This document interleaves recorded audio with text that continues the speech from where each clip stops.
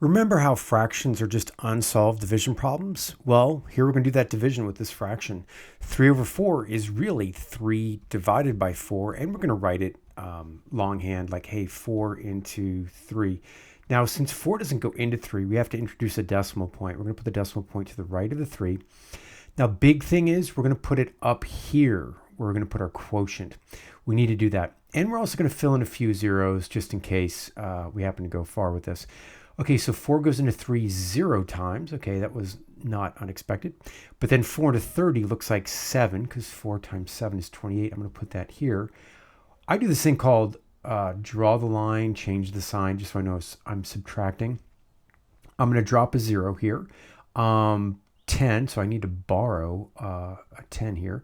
10 minus 8 is 2.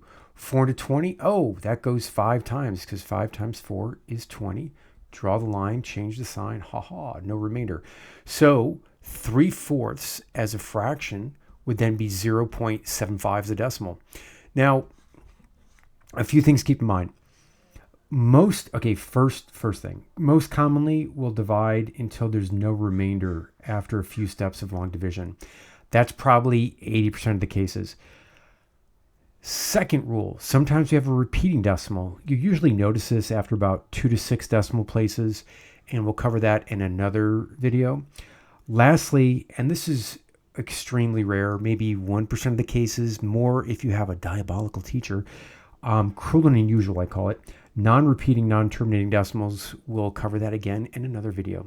Okay, good luck with this, guys. This should suffice, but if you have questions, put in the comments, and happy to direct you to more videos. Okay, talk to you later.